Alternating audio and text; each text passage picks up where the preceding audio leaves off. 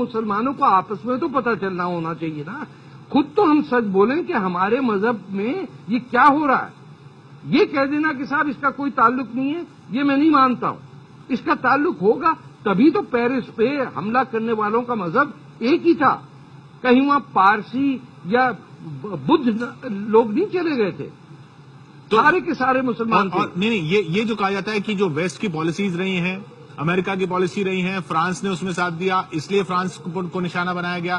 یہ ویسٹ کی policy, waste نے بھی تو یوز کیا نا، استعمال کیا، عرب کے دیشوں کو استعمال کیا اپنی پالیسیز کے لیے. اس کا نتیجہ جو بتایا جاتا ہے یہ. مجھے آپ بتائیے کہ سن 1800 میں کون سا اسرائیل اور کون سا ویسٹ تھا جب سعودی عربیہ سے 20,000 کی فوج گئی اور جا کے کربلا کو لوٹا، یا 18,000 اونٹوں پہ سونا لاد کے لوٹ کے چلے گئے اور شہر میں ایک زندہ آدمی نہیں چھوڑا. تو وہ کیا ویسٹ کی سازش تھی؟ جب پاکستانی فوج نے بنگال میں جا کے اس پاکستان میں 30 لاکھ مسلمانوں کا قتل عام کیا تو وہ ویسٹ نے کیا تھا.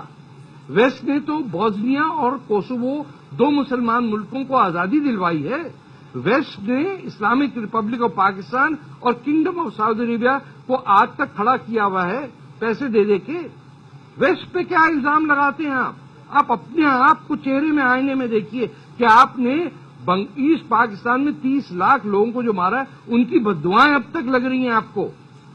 ابھی سوڈان میں 500,000 5 لاکھ سیاہ مسلمانوں کو عرب جنجاوید نے 2005 میں جینوسائیڈ کر دیا.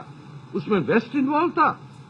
2.5 لاکھ مرے ہیں سیریا کے اندر اب تک مسلمان، اس کو ویسٹ مار رہا ہے. نہیں لیکن ویسٹ کے ڈبل سٹینڈرڈز تو ہے نا. یہ دورے ماپدنڈ نہیں ہے کہ جب وہاں شیعوں پر حملہ ہوتا ہے تب براک اوباما کچھ نہیں بولتے ہیں، جب پیرس میں حملہ ہوتا ہے تب براک اوباما بولتے ہیں. بھائی سر، میرے بھائی، ویسٹ سے ہمیں کیا چاہیے؟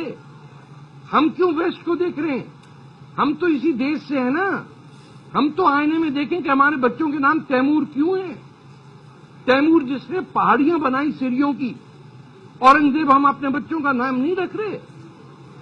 دیکھیں یہ ویسٹ پہ الزام لگانا بیکار کی بات ہے. ویسٹ ہمارا کوئی سسرال نہیں ہے. ویسٹ نے ہم پہ 200 سال حکومت کی ہے ہندوستان پہ، ہم نے ان کو باہر مار کے نکالا.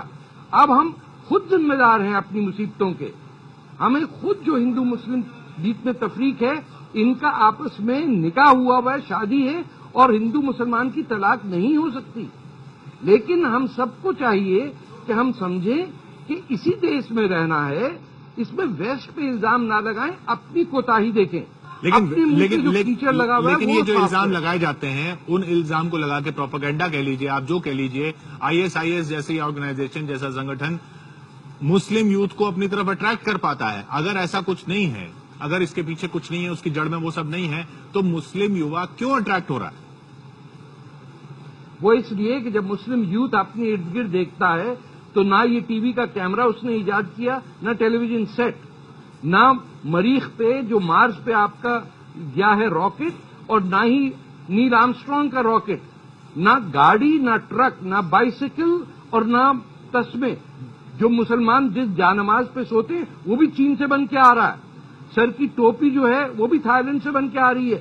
مسلمان لڑکا اپنے ارد گرد دیکھ رہا ہے کہ ہم سے تو کچھ ایجاد ہی نہیں ہوتا، صرف ہمیں لڑوایا جا رہا ہے. تو جب آپ بچے کو یہ کہتے ہیں کہ بیٹا تمہاری زندگی موت کے بعد شروع ہوگی، تو بچہ مرنے کے لیے تیار ہوگا نا. جب یہاں اس سے کہتے ہیں تمہاری گرل فرینڈ نہیں ہوگی لیکن تمہیں وہاں حوریں ملیں گی، تو بتائیے وہ یہاں رہنا چاہتا ہے یا مرنے چاہتا ہے؟ جب سب کو آپ نے کہہ دیا کہ بھیا موت کی تیاری کرو، اصل زندگی موت کے بعد شروع ہوتی ہے، اور یہاں کچھ کرنے کی ضرورت نہیں ہے. یا پجامہ کرتا اور اربوں کے لباس پہن کے آپ کو دلی میں لیکن وہ بچے باقی